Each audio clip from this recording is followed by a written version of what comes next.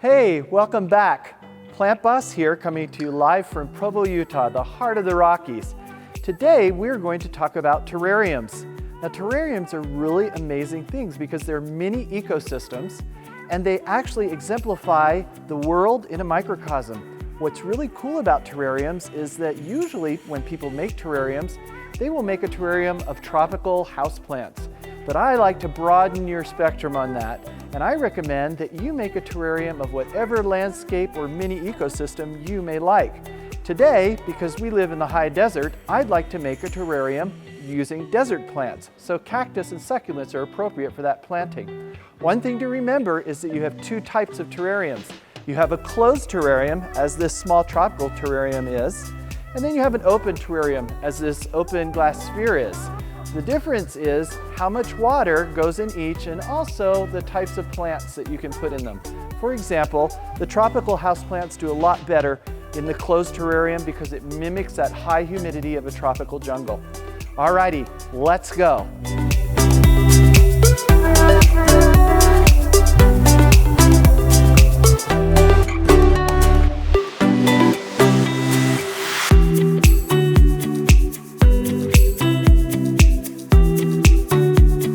To make your terrarium, and in this case again, a desert landscape terrarium, you're going to need some ingredients. Now, the most important two things that you can have are gravel and also activated charcoal, besides soil. The reason for this is because the gravel is used as a good drainage and water reservoir at the base of the terrarium. So I'm going to add my gravel first, and in this case, I'm just using some regular aquarium gravel, and I've chosen black because it's the same color as the charcoal, and so you won't be able to see the charcoal by using the black gravel. Once you have about 1 to 2 inches of gravel in the bottom of your terrarium, you're going to make a small indentation in the center, kind of mound that gravel up around the edges. Again, this will help hide the activated charcoal. The next thing that we're going to do is we're going to put in about 1/2 inch, which is around a handful or two of activated charcoal. What the activated charcoal does is it helps in water absorption, but it also acts as a filtration system, just as Mother Earth does with water and rain in our planet here. Once you have that charcoal in, make sure that you can't see it from the outside. That way, you're able to maintain a little bit of the decor of the terrarium. And then I always like to sprinkle a little bit more gravel on top, again, just to kind of hide it and give it an extra level of filtration with the gravel. The next step you're going to do is you're going to use the appropriate soil mix for the terrarium landscape you're creating. Now in this case, I've got some cactus soil. This is a lot different than your regular potting soil mix, which you would use for tropical houseplants. This has a little bit more sand and peat moss in it. I'm going to put a layer of that on top of the gravel and the charcoal. I usually recommend, depending on the depth of the terrarium, anywhere from 2 to 4 inches. Now this terrarium isn't a huge one, so we're not going to go too deep, but we do want it to be deep enough in which to plant the cactus. There we go. Now if you are doing a desert landscape terrarium, you want to remember to have one of two things available. Remember, cactus have spines in them, and so they can poke you, and it's really hard to pull them out with a pair of tweezers. Trust me, I've had that happen many times. But I got smart over the years, and I started using gloves to do desert plantings. Another thing that you can have is a pair of tongs. In this case, I don't have any tongs, just some regular old kitchen tongs to help hold the cactus gently. I'm going to use a bamboo stick to help me with this planting too. So with cactus, normally I would say if it was a regular tropical houseplant, you'd go ahead and set your placement up inside the terrarium.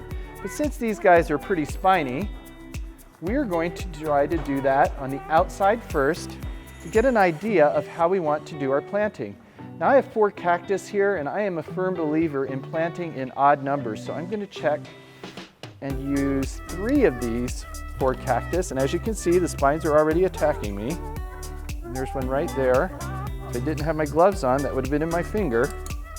Alrighty, so You need to decide if you're going to do a back-to-front planting or a central planting. If you're doing a central planting, you're going to plant your taller plants in the middle and then scatter the other plants around the outside so that everything is focused towards the center of the planting. In this case though, I'm going to do a back-to-front planting. In a back-to-front planting, you're going to want your higher plants in the back and graduate down to the smaller plants and decorative elements of the terrarium in the front. So first thing I'm going to do is I'll take my cactus out, and cactus usually come out a lot easier than other plants simply because they're very dry. Make a little indentation in your soil there, and then place your cactus into the planting. And if you don't have enough soil, you can always put a little bit more in as you go along. It's never too late to make a change. Now, these larger cactus are called monster cactus for obvious reasons. They're just in time for Halloween, which is going to be here in just a few weeks. This guy over here to add some balance to this. And normally I would recommend breaking up the root ball of the plant, but in this case with the cactus, I'm going to say go ahead and leave them as they are, just because the soil around them is so dry. Don't worry about getting any soil on the plants, because we are going to add a little bit of water to them afterwards, and that we can wash them off as we complete the planting. And the last one, we're going to get this little snowball cactus here, and this is the one that's really pokey.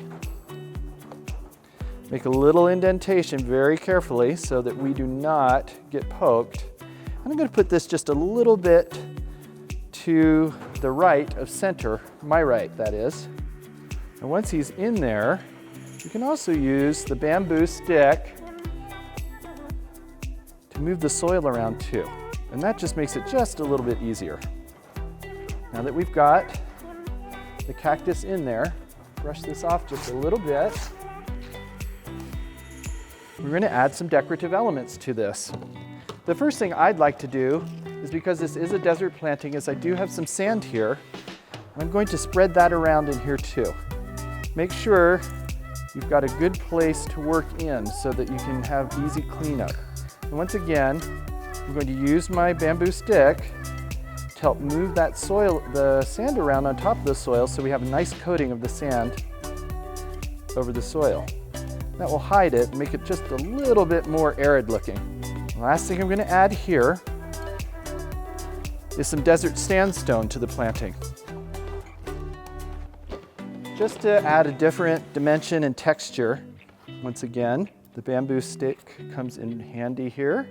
I'm going to get this down. There we go. Once the planting is done, you just can get a cloth, clean up the glass a little bit, and you have a wonderful desert landscape terrarium. Now this can be done easily with anything else or any landscape you decide to do. You can use various jars and various plants. Make sure that the terrarium reflects your tastes. Finally, you need to take your terrarium, put it in a safe place where everybody else can see and admire your creativity. Now, remember one thing, terrariums are not to be put in direct sunlight. Always use indirect lighting for terrariums. So make sure you don't put this on a sunny windowsill, but maybe on a shelf that gets indirect sunlight, or just lamp light or fluorescent lighting, whatever the case may be. Caring for a terrarium is relatively easy, depending on the intended landscape environment and whether you selected an open or closed terrarium. If closed, water no more than once a month. If open, water no more than once every 3 to 6 weeks. Both types will vary depending on a variety of factors. For this reason, rather than watering on a schedule, check the soil to see if and how much water your plants need. And remember, water even less for a desert planting. All the items we talked about today are available at McCord's Gardens or your local retail nursery. Thank you for joining the Plantboss today and learning about terrariums. But remember, subscribe below and comment to let us know what you would like to see in future videos. Remember, peace, love, and lift someone through gardening.